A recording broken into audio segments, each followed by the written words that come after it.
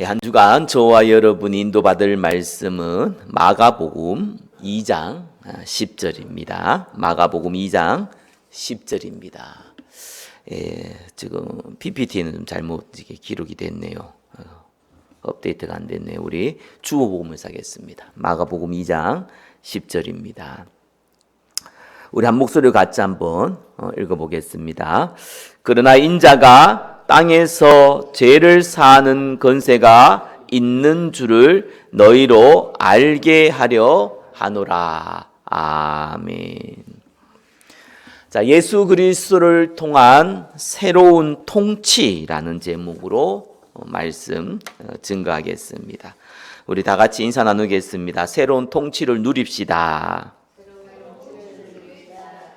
자, 오늘 살펴볼 내용은요, 예수님이 오신 이유, 즉 예수 그리스도를 통해서 새로운 통치에 대해서 말씀하셨습니다. 새로운 통치를 누린다는 말은 조금 어색하죠.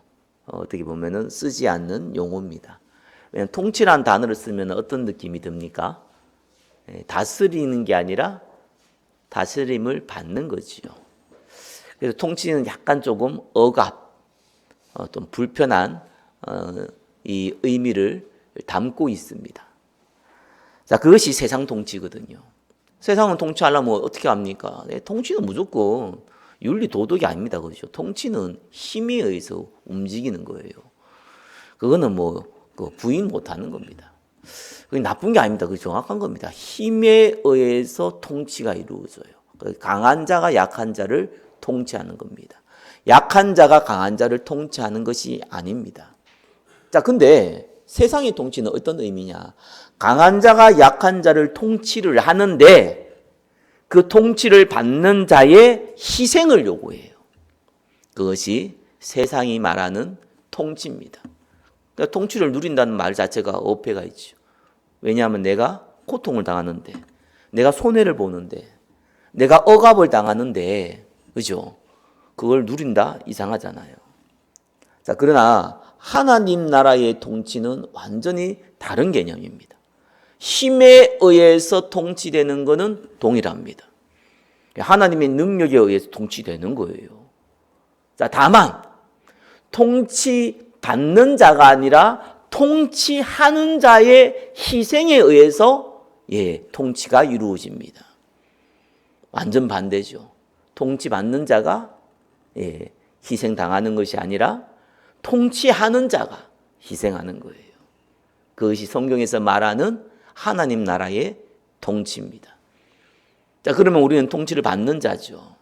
그러면은 우리는 희생의 대가의 축복을 대신해서 누리게 되는 겁니다. 그것이 성경에서 말하는 통치요, 우리가 누릴 통치입니다. 자, 오늘 강단을 통해서 예수 그리스도에 의한 통치가, 새로운 통치가 어떻게 시작됐는지, 그리고 우리가 이 축복을 어떻게 누릴 수 있는지 저와 여러분이 응답받으시기를 예수 그리스도의 이름으로 축원합니다. 교회는요, 신앙생활이라는 것은 내가 뭔가를 막 희생하고 수고하고 노력하는 것이 우선순위가 아닙니다. 그건 종교에서 저 불교, 저 천주교, 왜 인간이 만든 종교는 그렇게 해야 돼요. 그래야지 대가를 얻거든요. 성경은 그렇지 않습니다. 왜냐하면 우리의 희생에 의해서 돌아가는 것이 아니라 예수 그리스도의 희생에 의해서 돌아갔기 때문에 우리는 하나님이 우리에게 주신 축복이 무엇인지 알고 누리는 것이 신앙생활의 처음입니다. 그 은혜로 인하여서 우리가 또 다른 사람을 섬기기 위한 헌신과 희생이 있을 뿐이지, 근본적으로 예수 그리스도께서 주신 그 은혜, 그분의 희생을 통해서 우리가 얻게 된 그 은혜를 우리가 받고 누리는 것이 신앙생활의 시작이자 저와 여러분이 올바른 신앙생활을 하고 있다는 증거이기도 합니다. 자, 그 다음 첫 번째 보겠습니다. 예수 그리스도를 믿을 때 제사함을 받습니다. 자, 예수 믿을 때 저와 여러분 너무 잘 알고 있죠. 우리의 모든 죄가 단번에 끝이 납니다. 전 사실 이 사실이 어느 날 믿어지더라고요. 생각보다 이 사실을 안 믿는 사람들이 굉장히 많습니다. 예수 믿어도 제가 용서받았다라는 걸 잘 못 믿는 사람이 많아요. 뭐 죽었지만 김일성, 김정일, 그죠? 뭐 지금 살아있는 김정은. 북한이 지금 이 3대가 세습을 하고 있잖아요. 전 세계에서 유일하게, 그죠? 완전히 폐쇄된 국가. 내가 찾아보니까 북한보다 가난하게 사는 나라가 있긴 있더라고요. 근데 북한처럼 폐쇄된 국가는 하나도 없어요. 완전히 막아버린 그 나라. 예. 그 주관자가 누굽니까? 김일성, 김정은, 김일성, 김정일, 김정은 이렇게 세대에 내려왔잖아요. 핵심 우두머리가 김정은이잖아요. 만약에 김정은이가 예수 믿고 회개했다. 그죠? 여러분 용서할 수 있습니까? 용서 가능할 거예요. 왜냐하면 김정은에 의해서 직접적인 피해는 받아본 적은 없잖아요. 그러나 여러분에게 직접적으로 여러분의 가족이나 여러분의 재산이나 여러분의 어떤 육체적인 부분이나 굉장히 고통을 줬던 사람이 있다면은 살아가면서 그런 사람이 없을 수는 없죠. 다 있지요. 그 사람이 예수 믿고 회개했다. 이러면 정말 그 사람이 용서하고 받아들일 수 있습니까? 쉽지 않아요. 머리로는 받아들일 수 있어도 감정은 움직이지 않습니다. 왜냐하면 상처 때문에 그렇지요. 그게 현실입니다. 근데 남은 그렇다 치고 여러분 자신을 한번 보십시오. 자신도요, 그게 쉽지가 않습니다. 특별히 착한 사람일수록. 착한 사람일수록 참 이렇게 순진하고 착한 사람일수록 정신 문제 많고요. 순진하고 착한 사람일수록 이러한 예수님이 당신의 죄를 용서했습니다라는 것을 참 못 받아들여요. 오히려 못된 짓 많이 한 사람들은요 쉽게 받아들이더라고. 오히려 못된 짓 하고 내가 뭔 죄 지었는데 이런 놈들은 많은데 오히려 착한 사람이 이런 걸 잘 못 받아들이는 사람 많아요. 또 예수 믿는 사람 중에 착한 사람들은 참 많더라고요. 순진한 사람도 많아요. 그래서 항상 내 같은 죄인이 이런 얘기 하더라고요. 맞습니다. 우리 같은 죄인이 그리스도 예수로 말미암아 은혜로 구원받았지요. 우리의 죄 용서가 받았지요. 그렇지만 우리의 어마어마한 이 제약된 본성 때문에 하나님 앞에 회개하고 하나님 앞에 내 자신을 정결케 하고 이건 굉장히 좋은 모습이에요. 그러나 그 반대적으로 내 죄는 용서받지 못할 거야 이렇게 생각하는 사람도 의외로 많더라고요. 여러분 예수 그리스도께서 십자가에 죽으신 것은 다른 사람이 여러분의 친구가 어떤 위대한 위인이 여러분의 죄를 위해서 대신 죽어준 것이 아닙니다. 만왕의 왕이신 예수님께서 우리 죄를 위하여 십자가에 죽으셨어요. 그래서 내 같은 죄인이 이건 겸손이 아닙니다. 그러나 하나님이 예수님이 친히 십자가에 죽으심으로 말미암아 우리 죄를 용서하신 그 사실을 믿지 않는 불신앙이에요. 그죠? 겸손이 아니라 우리의 죄 문제가 내 노력으로 해결할 수 있다는 교만의 한 표시이기도 합니다. 그래 어려운 내 같은 죄인이 이렇게 자꾸 얘기하면요, 그건 여러분 교만한 얘기도 돼요. 왜요? 여러분 죄를 여러분 씻겠다는 얘기잖아요. 여러분 죄를 여러분 어떻게 씻습니까? 어떻게 용서합니까? 그렇잖아요. 못한다니까요. 예수님 한다니까요. 그러니까 저와 여러분 못하는 것을 그거는 믿으면서 내가 내 죄를 씻을 수 없다는 건 믿으면서 예수님이 내 죄를 씻겠다는 건 또 안 믿는 거예요. 그게 불신앙이에요. 그게 교만인 겁니다. 그래서 우리는요, 억만 죄인 같은 우리의 죄악을 용서하신 예수 그리스도, 그죠? 우리의 죄인, 이게 강조보다는요, 용서하신 예수 그리스도. 여기에 저와 여러분의 관점이 딱 가 있어야 돼요. 1절 보겠습니다. 수일 후에 예수께서 다시 가버나움에 들어가시니 집에 계시다는 소문이 들린지라. 자, 누구 집에 와 있는지는 몰라요. 근데 집에 들어갔다 했을 때 원문에는 그 집이라고 나옵니다. 관사가 붙었어요. 그 집. 그 말은 많은 사람들이 알고 있는 집, 이런 뜻입니다. 자, 예수님이 본격적으로 이제 드러내고 사역을 하고 있는 상황이에요. 2절에 많은 사람이 모여서 문 앞까지도 들어설 자리가 없게 되었는데 예수께서 그들에게 도를 말씀하시더니, 자, 저와 여러분들이 항상 먼저 하실 일이 뭡니까? 하나님 말씀을 받는 거. 예수님이 사실은 사역을 시작하면서 병든 자를 고치고 눈먼 자를 고치고 문둥병 자를 고치고 자, 이 참으로 뭡니까? 이 죽은 자도 살리고 나병한 자를 깨끗게 하고 그죠? 귀신 들린 자의 귀신을 쫓아내고 이 사역을 쫙 하는데 사실은 항상 먼저 앞에 뭘 했습니까? 예. 그들에게 도를 말씀하시더니 저와 여러분이 하루를 시작하면서요 항상 먼저 해야 되는 게 뭡니까? 하나님 말씀 붙잡으셔야 돼요. 그게 시작입니다. 우리의 삶의 시작이에요. 내가 무슨 일을 하더라도 뭐 성경 60일 아무걸 피더라도 말씀부터 붙잡으셔야 돼요. 제일 좋은 건 주일날 주신 말씀 하나 딱 붙잡고 가는 거예요. 우리가 새로운 말씀, 많은 말씀을 외우는 것도 좋고 듣는 것도 좋지만 주일날 주신 말씀 하나 딱 붙잡고 가는 거예요. 뭐라고 나왔습니까? 오늘 말씀요. 인자가 땅에서 죄를 사는 근세를 있는 줄로 너희로 알게 하려 하노라. 이 하나 말씀 붙잡고 움직이셔도 됩니다. 하나님께서요 우리에게는 말씀을 먼저 주십니다. 요한복음 1장에는 뭐라고 나옵니까? 말씀이 곧 하나님이시라. 말씀 붙잡으신 거예요.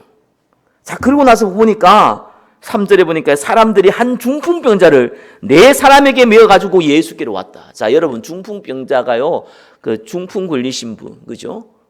본 적이 많이 있잖아요. 근데 이 중풍병 걸리신 분들이 완전히 못 움직인 사람들도 있지만 대부분 조금씩 다 움직입니다. 근데 이 중풍병자는 완전히 못 움직이게 된 거예요. 네 사람 지었다는 거 쉽게 말해가지고 이제 침대가 이렇게 뭡니까 들고 네 사람 옆에 붙어서 들고 갔다는 거잖아요. 그 말은 완전히 못 움직인 상황, 완전히 무너져 있는 상황을 얘기하고 있습니다. 저도 뭐 목사다 보니까 운명하시는 분들을 많이 만나게 되었습니다. 뭐 벌써 30대부터 막 계속 만나게 되더라고요. 많이 만나게 되니까 분명히 내가 저분을 알았는데 목사님 제가 조금 암이 걸렸어요. 목사님 기도해 주세요. 제가 부족하지만 헌금합니다. 이러면서 헌금도 하시고요. 저한테 전화가 온 거예요. 네 지사님 제가 기도하겠습니다. 그러고 며칠 만에 딸한테 연락 왔어요. 아버지 지금 돌아가시게 됐는데 기도해 달라고. 급하게 갔죠. 갔더니 이제 나 순간적으로 얼굴 못 알아볼 뻔했어요. 피골이 상접한다는 말이 저런 말이구나. 완전히 얼굴과 뼈가 탁 붙어버렸어요. 완전 다른 사람이라. 분명히 며칠 전에 이상하고 통화를 했는데 한 달 전에 내가 얼굴도 봤는데 여기 막 급성으로 온 거야 암이. 여기 지금 암 중에요 제가 제일 이렇게 제 경험으로는 다 암으로 이제 말기가 되면 다 고통스럽잖아요. 근데 이제 폐암은 주로 이제 이 뇌로 전이가 되거든요. 다른 암도 그럴 수 있겠지만 폐암은 바로 뇌로 전이가 되는 경우가 많습니다.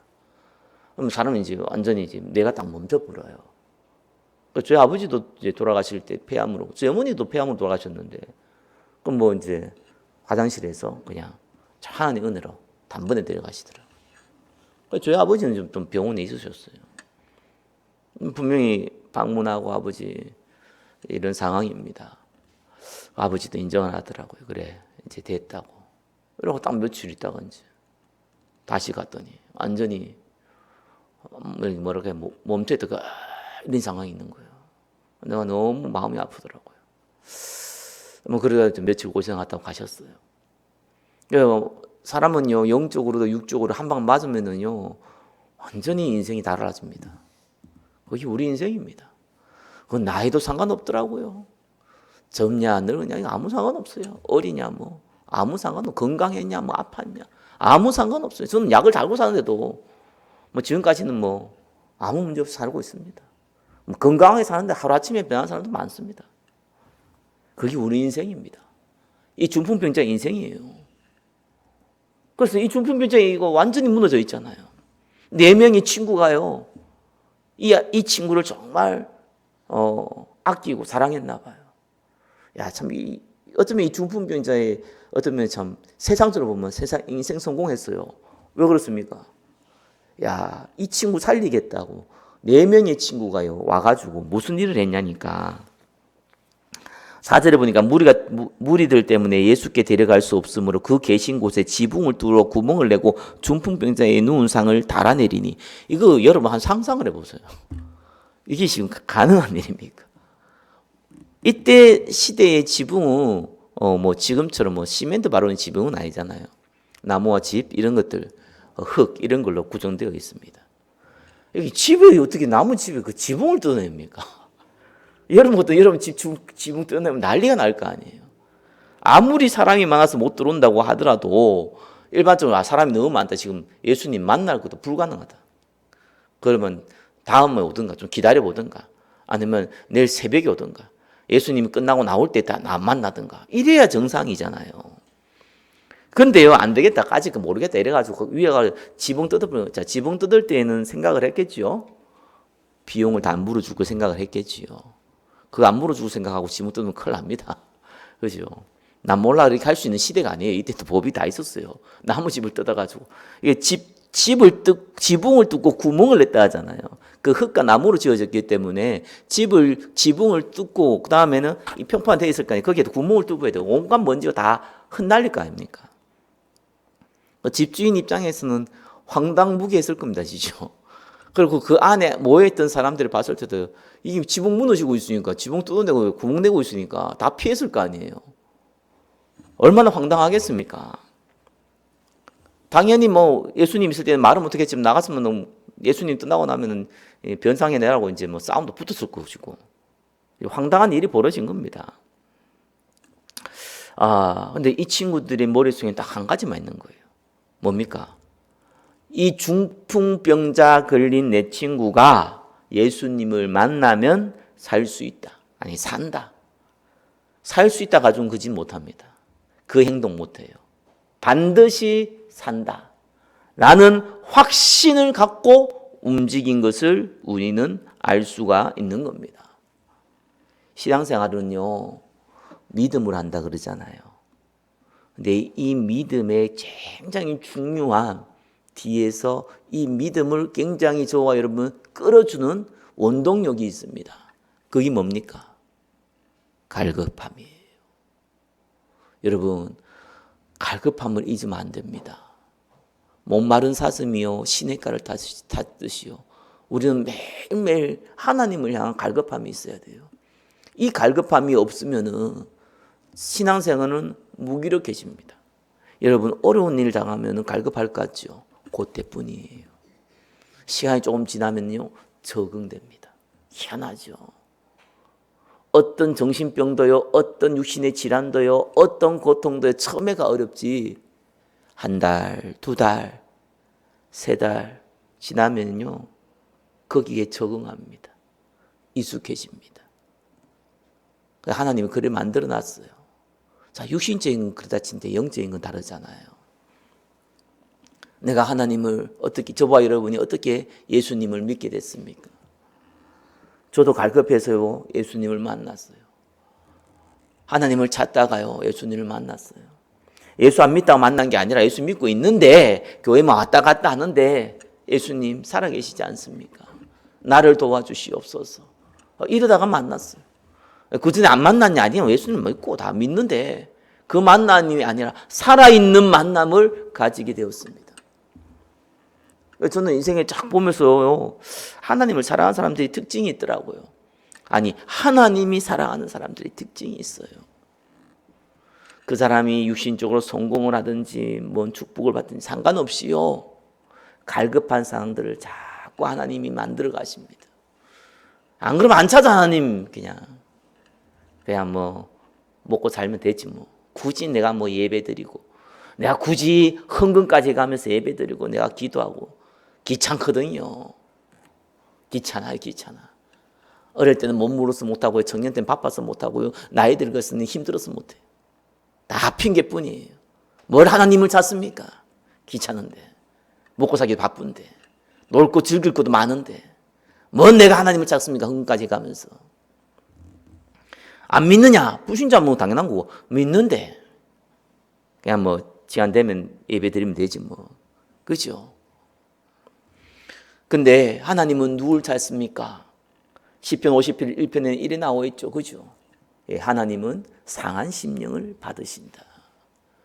하나님은 갈급한 자를 찾으세요.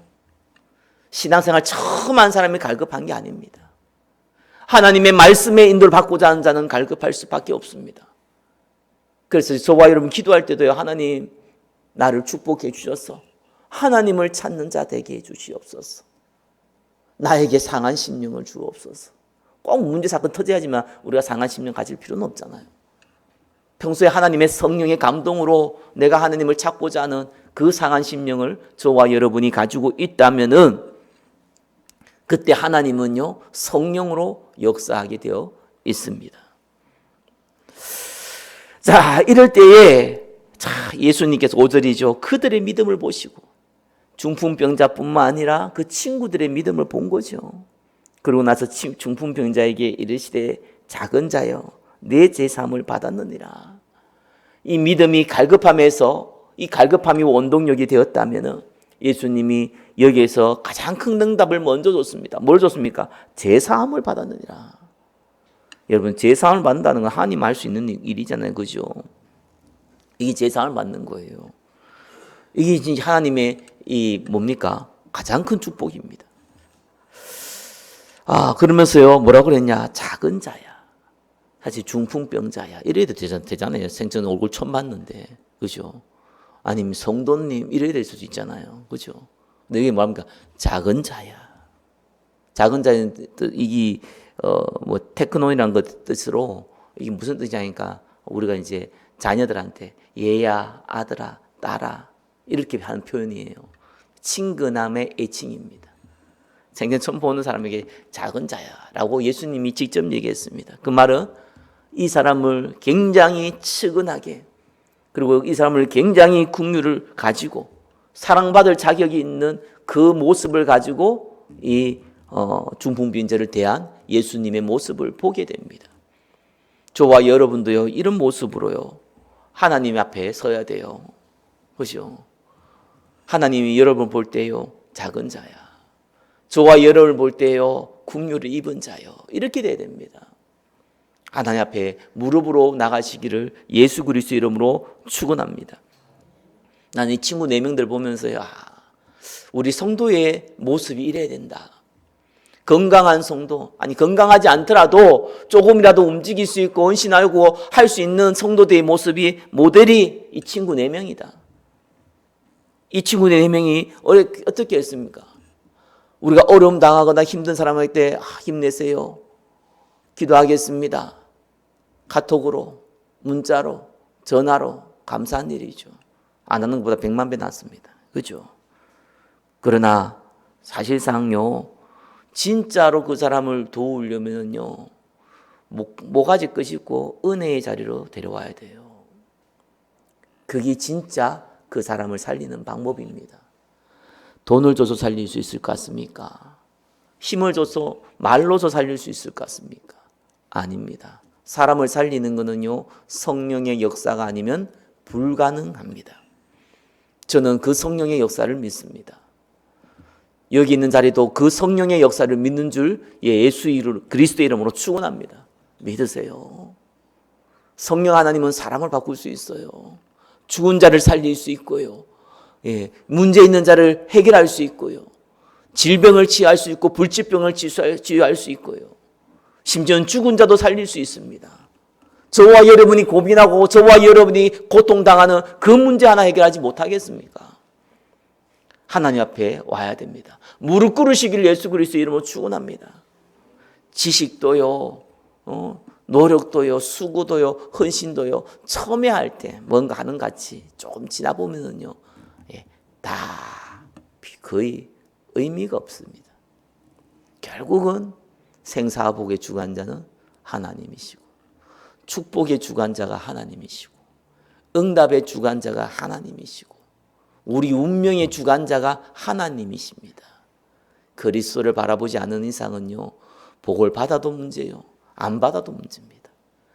그리스도를 바라볼 수 있는 사람은요 복을 받으면 더 큰 응답이 없고 복이 없으면 하나님 다른 복을 준비하시고 뒤로 넘어져도 다치지 아니하고, 앞으로 넘어져도 다치지 아니하고, 돈도 주고 그럽니다. 그게 복받은 사람들이요 특징이에요. 문제와 사건은 없을 수 없습니다. 그러나 하나님의 축복이 임합니다. 하나님의 증거를 주십니다. 저와 여러분의 그 응답 누리시기 바랍니다. 네 제사함을 받았느니라. 세 가지죠. 예수님이 하나님이시다. 또 뭡니까? 사실상 너의 질병보다 더 중요한 것은 제 문제 해결이다. 그죠? 그리고 우리 인생의 진짜 문제의 그 뿌리는 어디에 있습니까? 죄에 있다. 그 얘기를 하신 겁니다. 자, 두 번째입니다. 예수 그리스도께서는 죄를 용서하는 새로운 통치를 시작하셨습니다. 자, 통치가 뭐라고 그랬어요? 다스리는 거. 힘으로 다스리는 거. 그래서 이 힘으로 다스리는데 세상의 통치는 통치 당하는 자가 반드시 희생해야 되는데 하나님 나라의 통치는요, 통치하는 자가 희생하는 구조입니다. 예수님이 희생하셨어요. 예수 그리스도께서 희생하셨습니다. 6절에 어떤 서기관들이 거기 앉아서 마음에 생각하기를, 이 마음에 생각하기라는 단어는요, 원어에는요, 심사숙고하다. 여러분, 서기관들이 누굽니까? 평생을요, 성경을 연구하고요, 평생을 성경을 가르치고요, 평생에 이 성경으로 인해서 해석된 것을요, 잘못된 것을 고치는 사람들이요, 이 서기관들이에요. 그래서 이 서기관들은요, 성경을 달고 삽니다. 이 사람들이요, 마음에 뭐라고 했냐? 7절에 이 사람이 어찌 이렇게 말하는가? 신성모독이로다. 오직 하나님 한 분 외에는 누가 능히 죄를 사하겠냐? 정확하게 봤죠. 뭘 봤습니까? 죄를 용서하시는 분은 하나님 외에는 없다. 너무 정확하게 본 거예요. 여러분, 하나님의 지식이 없으면 망합니다. 호세아는 뭐라고 합니까? 이 백성이 여호와를 아는 지식이 없어서 망했다고 했습니다. 그러나 하나님 지식을 안다고 해서요, 하나님의 뜻을 따르는 건 아니더라고요. 그들은 올바른 성경의 내용도 알고 있고 신학적 내용도 알고 있었지만 진짜 문제는 뭡니까? 예수님이 바로 그 하나님이라는 사실을 알아볼 수 있는 영안은 깡통이었다는 거예요. 그게 문제지요. 그래서요, 성경은 아무리 많이 알고 신학적 배경이 아무리 깊이 알고 심지어는 AI보다 더 많이 안다고 할지라도 영안이 어두우면은요, 사실상 마귀의 심부름합니다.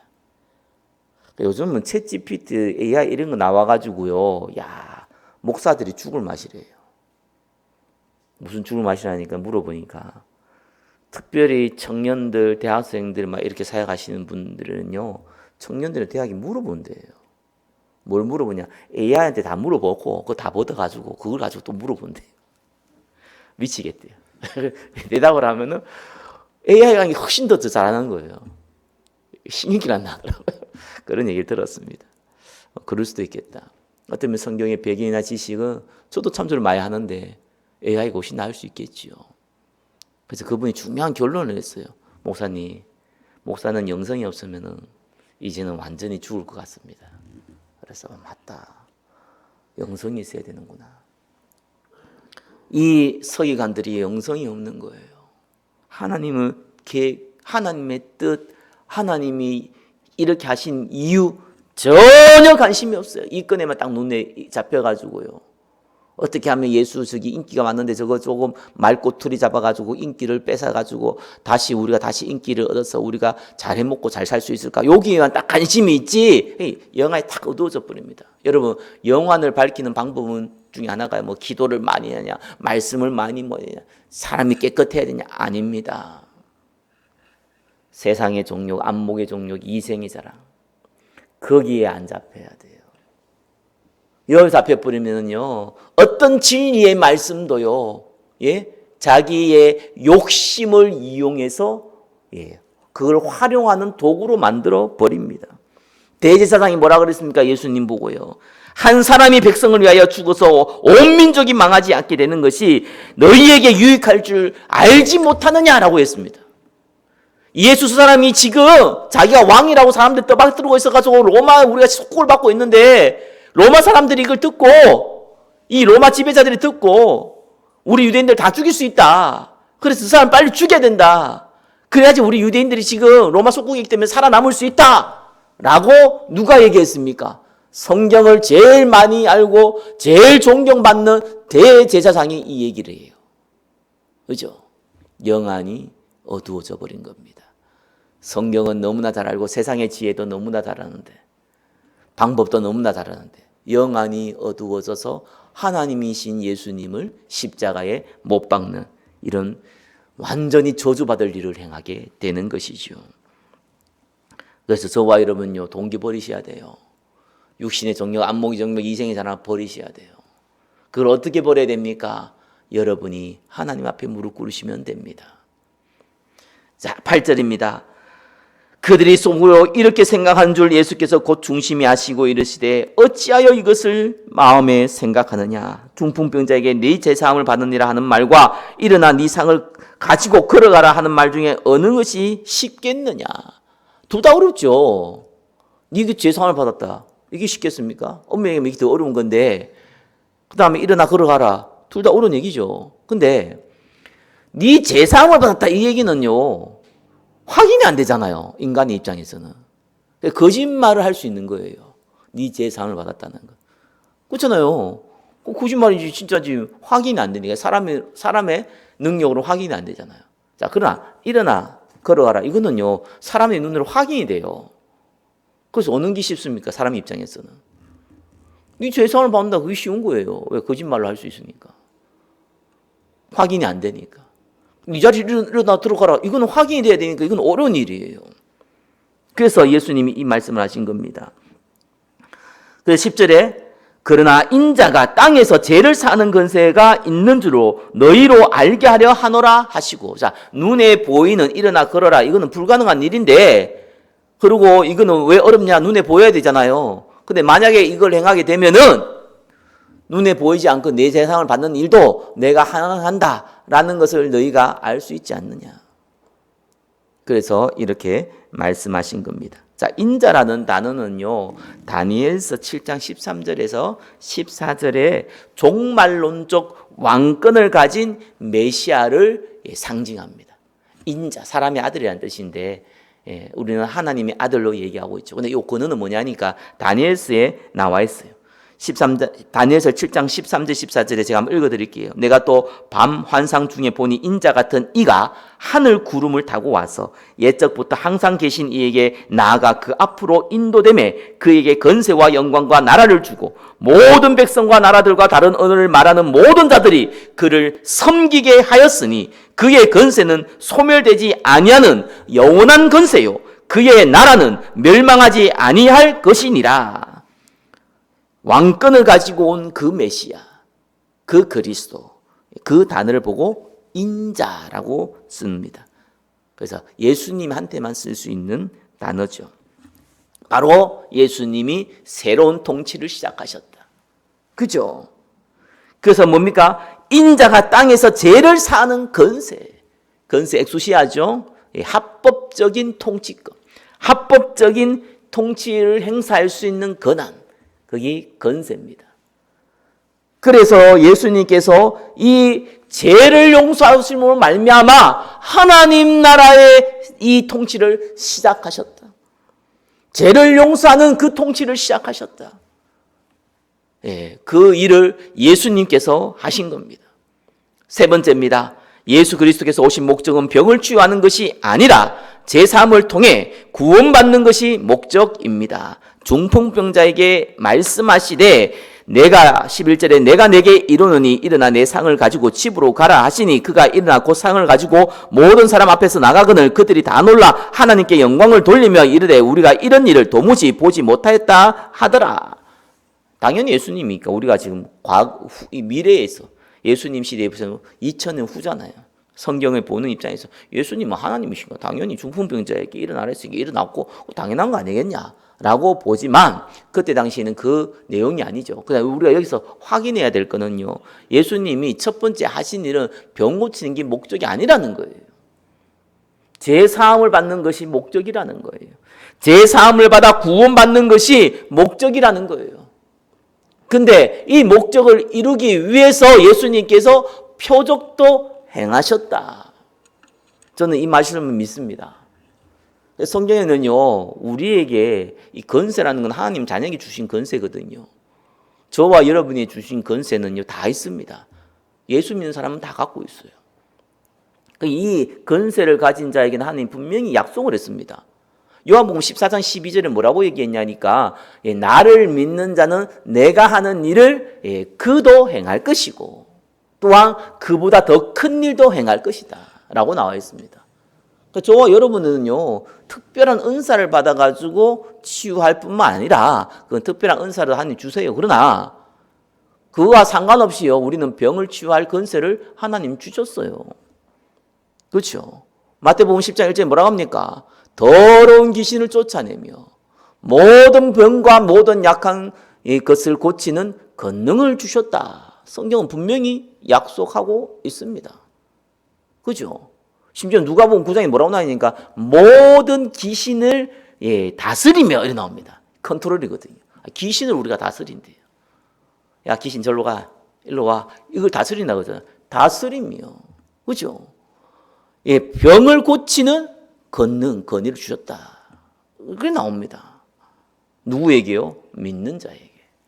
그럼 저와 여러분이 가가지고 막 주품 계좌 예수 이름으로 일어나가 막 일나가 막 베드로처럼 은과 금은 내게 없거니 막 일나 이러면 일나고 그러면은 어떤 일이 벌어질까요? 여러분 그때부터는 돈방석에 앉게 돼요. 하나님은 그걸 싫어하십니다. 그죠? 그때부터는 여러분들은 갑자기 메시아적인 추종하는 자들이 따라다니게 됩니다. 그래서 하나님은 기뻐하지 않습니다.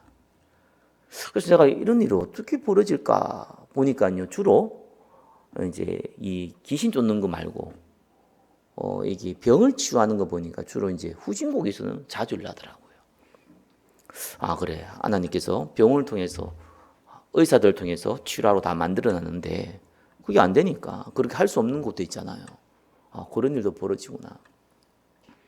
귀신 쫓아내는 것도 보니까요, 이게 뭐 예수 이름으로 바울처럼요, 이 점치는 귀신한테 얘기하잖아요. 점치는 여종에게요, 예수 이름으로 귀신아 나가라 했더니 즉시 나가니라.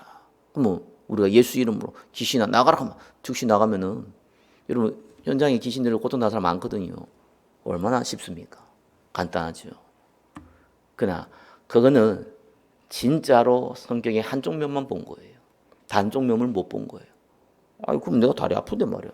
딱 내가 내 손에 딱 다리 놓고 예수 이름으로, 성경에 질병을 책망한 장면 나오거든요. 이 다리 이 관절이 아프다, 허리가 아프다, 예수 이름으로 힘을 얻을지어다. 이 관절을, 이 허리를 고통스럽게 만드는 이 질병을 내가 책망하노니 예수 이름으로 치유받을지어다. 이러면 되잖아요. 하십시오. 그거 됩니다. 근데 한 가지는 알고 하셔야 돼요. 여러분이 기도해서 되는 게 아니라는 거예요. 그걸 아셔야 돼요. 여러분이 기도해서 되는 게 아니라 하나님의 여러분의 기도를 통해서 하나님이 계획을 성취시키는 거예요. 그래서 어떨 때는 되고요, 어떨 때는 안 됩니다. 야, 성령 충만 받으면 다 될 거 아닙니까? 이러더라고요. 성경에 보니까요, 다윗이요, 성령이 충만해가지고요, 이 수금을 뗐어요. 이 악기를 연주했어요. 사무엘상 16장 23절에 보니까 사울에게 붙은 악신이 도망가 버렸네요. 똑같은 장면이 또 그 다음에 나옵니다. 사울의 악신이 막 힘들어 있어요. 다윗이 막 연주를 했어요. 사울왕이 붙은 악신이 떠나야 될 거 아니에요. 같이 성령 충만한데 사울이요, 창을 두고요 다윗에게 던졌습니다. 다윗이 다행히 재빠르게 피했습니다. 이게 뭡니까? 똑같은 일인데, 똑같은 상황인데 반대되는 일이 벌어집니다. 그래서요, 치유의 주권은 하나님 손에 있습니다. 그게 여러분이 알아야 될 부분이에요. 그러나 저와 여러분들은요, 의인의 강구는 역사하는 힘이 큽니다. 기도하셔야 됩니다. 왜요? 하나님이 시간표에 따라서, 하나님의 계획에 따라서 치유하시는 일도 벌이시거든요. 여러분 기도 안 하면 안 이루어져요. 기도하면 이루어져요. 그죠? 기도하라니까요. 근데 기도해도 안 이루어지는 경우가 많습니다. 왜? 그건 하나님 손에 달려있으니까. 근데 기도 안 하면 안 돼요. 하나님 반드시 성취하는데 기도 안 한 자를 통해서는 성취하지 않아요. 기도하는 자를 통해서 성취하라니까 한다니까요. 그래서 여러분 아픈 데 있으면 여러분 스스로 손을 올려놓고 기도하세요. 예수 이름으로 치유받을지어다. 근데 하나님 보기에 조금 더 계속 아픈 것이 하나님 나라를 이루기에 유익하다고 생각하면은 계속 아파야 돼요. 그죠? 조금 덜 아픈 게 하나님 나라에 유익하다 하면 조금 덜 아프게 해주세요. 완전히 낫는 것이 하나님 나라에 유익하다면 완전히 낫게 해주세요. 그 주권이 한 손에 달려있다니까요. 제가 이게 옛날 모르고 시도하다가요. 막 어떨 때는 되고 어떨 때 안 되고 하니까요. 이상해지더라고요. 그래서 악한 영이 잡힌 사람도 고쳐놓으니까요. 그 누가 옛날에 목사님도 그런 얘기 많이 했거든요. 이 귀신 있는 사람 고쳐놓으면 막 교회가 붕된다고. 그러고 교회가 다 무너져 버렸어요. 왜? 고쳐놓으니까요. 도망가 버렸어요. 쪽팔려가지고. 나는 옛날에 귀신들, 그게 부끄러운가 봐. 도망가 버려요. 도망갈 때 그냥 도망가지 않고 또 오히려 풍판 만들어 놓고 도망가고요. 이런 거 보면서 그래. 이거는 방법론도 아니고, 이건 이렇게 하면 저래 되고 저렇게 하면 이래 되는 것도 아니고, 하나님의 계획이고, 하나님이 나를 향한 계획이고, 하나님이 교회를 향한 계획이고, 하나님이 그 사람을 향한 계획이었구나. 하나님의 절대 주권을 인정하게 됩니다. 그러나 나는 하나님 앞에 기도할 수 있어서 감사하다. 증거는 보이니까. 말씀 뵙겠습니다. 예수님은요, 죄를 용서하는 권세를 가지신 분입니다. 육신의 질병을 치유하시는 목적이 가지고 온 것이 아니라 우리의 죄를 용서하시고 우리를 하나님 자녀 삼아서 영원한 하나님 나라로 인도하시는 것이 믿음의 결국 영혼의 구원이 예수 그리스도께서 이 땅에 오신 목적입니다. 그러나 덤으로 하나님께서는 표적과 기사도 일으키십니다. 저와 여러분의 기도를 통해서 하나님은 일으키시기도 합니다. 믿으시기 바랍니다. 그죠? 그리고 저와 여러분들은요, 이 죄 용서하심의 축복을 증거해야 될 사명을 부여받았습니다. 예수님만 우리의 죄를 용서하신다. 자, 이 축복의 통치 속에 저와 여러분이 한 주간 거하고 누리시기를 예수 그리스도 이름으로 축원합니다. 기도하겠습니다. 우리를 새로운 통치 속으로 인도하신 제3의 통치 속으로 인도하신 주님께 모든 영광 올려드립니다. 예수 그리스도 이름으로 기도드립니다. 아멘.